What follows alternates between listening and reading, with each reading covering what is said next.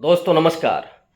मुजफ्फरनगर की उस घटना पर जहां एक तरफ पूरा देश शर्मिंदा है, लेकिन नेहा पब्लिक स्कूल की वो प्रिंसिपल तृप्ता त्यागी अब शर्मिंदा नहीं है।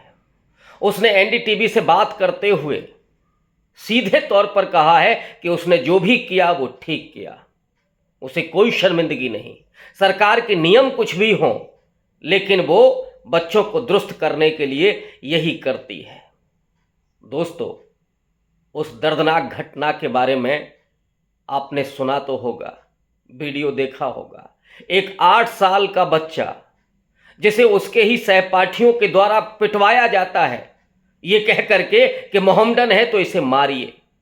अगर गाल पर ज़्यादा चोटें आ चुकी हैं, गाल अगर लाल हो गया है तो उसकी पीठ पर मारिए। वो बच्चा बेबस आंसू बहाता रहता है। बाद में ये वीडियो वायरल होता है। तृप्ता त्यागी की अरेस्ट करने की मांग होती है, पुलिस एफआईआर भी दर्ज कर लेती है, लेकिन उसकी आगे की कोई कार्रवाई नहीं होती। और जो तृप्ता त्यागी ने कहा, उसकी हिम्मत कहां से आती है। गौरतलब है कि तुरंत तमाम हिंदूवादी संगठन और खाप पंचायतें सक्रिय हो गईं, जो तृप्ता त्यागी को बचाने के लिए संगठित हो गई। और इसीलिए तृप्ता त्यागी को आज कोई शर्मिंदगी नहीं है। ये ताकत जो तमाम नियमों और कानूनों के परे है, ये शर्मिंदगी जो उनको नहीं आती, इतनी ताकत और इतनी बेमुरव्वत कहां से आती है। दोस्तों, अगर समाज विज्ञानियों की माने तो वो ये कहते हैं कि ये नफरत जो आज एक समुदाय विशेष के प्रति है, ये अचानक नहीं है। सदियों तक इसी तरह की बेमुरव्वत व्यवहार और इसी तरह का दुर्व्यवहार लगातार होता रहा है। वो नफरत और हिंसा कुछ समुदायों के खिलाफ पहले भी होती रही है। सदियों तक इस देश में दलितों और शूद्रों के खिलाफ इस तरह की नफरत रही है। केरल के एक शूद्र समुदाय से लेकर के पेशवाई समाज के बहिष्कृत समाज तक, उन दलितों तक, अछूतों तक, कि जहां केरल में उन शूद्र महिलाओं को ऊपर के स्तन ढकने की आज़ादी नहीं थी, तो पेशवाई समाज में अछूतों को सवर्णों की परछाई से भी दूर रहना पड़ता था। ये दुर्व्यवस्था जिसमें नफरत थी, जिसमें हिंसा थी और जिसमें घोर अमानवीयता थी, शोषण, अन्याय, अत्याचार, ये सब था। और वो निरीह समुदाय जो वेदना, वंचना और उत्पीड़न से पीड़ित थे, वे मूक और बधिर हो चुके थे, उनको वो आवाज मिलती है स्वाधीनता आंदोलन के दौरान। गांधी, नेहरू, भगत सिंह से लेकर के डॉक्टर अंबेडकर तक, जयपाल सिंह मुंडा तक, ये तमाम ऐसे नाम जिन्होंने इस देश के दलितों, आदिवासियों, पिछड़ों, महिलाओं और तमाम वंचितों के मानव अधिकारों के लिए, उनके मूल अधिकारों के लिए उस पूरे स्वाधीनता आंदोलन में संकल्प व्यक्त किए।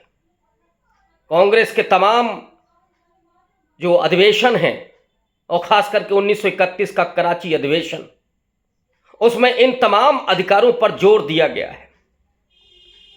और उसके बाद जब आज़ादी मिलती है तो संविधान सभा में, जिसकी प्रारूप समिति के अध्यक्ष डॉक्टर अंबेडकर होते हैं, उस संविधान सभा में फिर से संकल्प दोहराया जाता है, जिनके खिलाफ असमानता और नफरत होती रही है, उनके समानता और न्याय के लिए और इस देश में बंधुता स्थापित करने के लिए तमाम कानून संविधान में दर्ज किए जाते हैं। उस संकल्प ने हमको बहुत आगे बढ़ाया। लेकिन इस बीच में एक घटनाक्रम और हुआ कि उस संकल्प के प्रति जो प्रतिबद्ध था, कटिबद्ध था, वो राष्ट्रपिता महात्मा गांधी, उसकी हत्या कर दी गई। और गौरतलब है कि महात्मा गांधी पर जो 6 हमले होते हैं, 6ठे हमले में जब उनकी मौत होती है, उसके पहले 5 हमले और हो चुके हैं। और पहला हमला गांधी के खिलाफ तब होता है जब वो हरिजनों को, उनके ही शब्द हैं, दलितों को, जो अंबेडकर के शब्द हैं, उनको मंदिर में प्रवेश के लिए प्रयत्न कर रहे थे। पहला हमला तब उनके ऊपर होता है। तो ये ताकतें जो नफरत करती थीं, इन समुदायों को मनुष्य नहीं स्वीकार करती थीं, जो स्त्रियों पर अधिकार करके रखना चाहती थी, वे ताकतें उस संविधान के जरिए कमजोर होती हैं। वो पितृसत्ता, वो सामंतवाद, वो पूंजीशाही, इसमें कमजोरी आती है।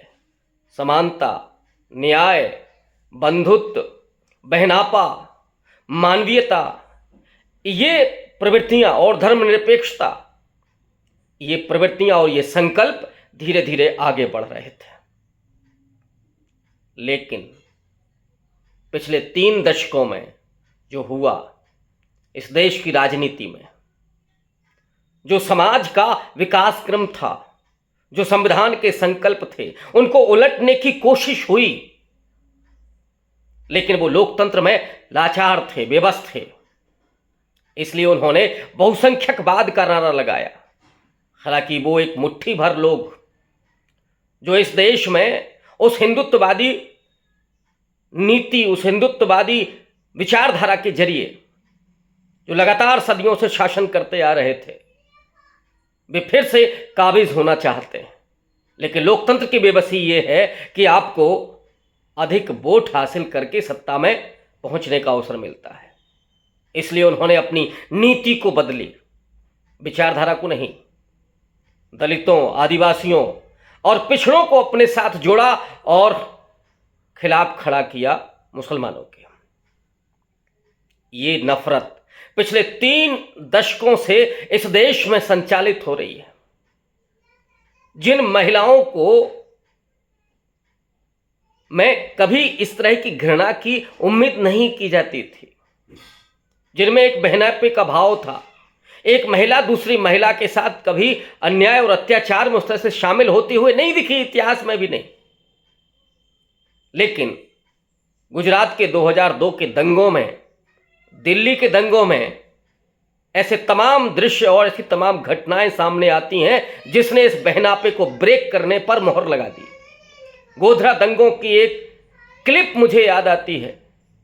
एक बुजुर्ग मुस्लिम दर्जी ये कहते हुए इंटरव्यू में रोता है कि जिस बेटी के, वो बेटी ही कहता है, हालांकि वो बेटी हिंदू थी, जिस बेटी के बचपन के कपड़ों से लेकर के शादी का जोड़ा उसने सिला था, उस बेटी ने उन दंगों में मेरे घर में आग लगाने के लिए सिलेंडर दिया। वो बूढ़ा बुजुर्ग, वो मुस्लिम जानना चाहता था उस दिन कि मैंने उस बेटी का बिगाड़ा क्या था, क्यों इसने ऐसा किया। आपको याद होगा दिल्ली दंगों की वो तस्वीर जिसमें एक महिला सरेआम ये कहती है कि इन धर्म के लोगों को मिटा दो, ऐसे जला दो, ऐसे कर दो। और कितनी दुर्भाग्य की बात है, इससे बड़ी विडंबना और कुछ नहीं हो सकती है कि मणिपुर में हाल में ही जो दर्दनाक घटनाएं हुई, जो आपस में झगड़ा हुआ, नरसंहार हुआ, उसमें जिन 2 महिलाओं की तस्वीर हम लोगों ने देखी कि उन्हें एक भीड़ उनके गुप्तांगों को छूते हुए ले जाती है और बाद में उनके साथ सामूहिक बलात्कार होता है, ये तो हमने देखा। लेकिन इसके भीतर एक और सच्चाई छिपी हुई थी कि तमाम महिलाओं को दूसरे समुदाय की महिलाओं ने ही पकड़ करके अपने समुदाय के पुरुषों के हवाले किया और कहा कि इनके साथ बलात्कार करिए। बहनापे को भरत का इसको ब्रेक कर दिया इस विचारधारा ने। जिन्हें सत्ता सिर्फ पानी है, उन्होंने एक स्त्री के भीतर भी दूसरी स्त्री के बलात्कार का वो शिक्षा दे दी कि कैसे करवाना है। इतनी भीभत्स स्थिति शायद इस देश में कभी भी नहीं थी।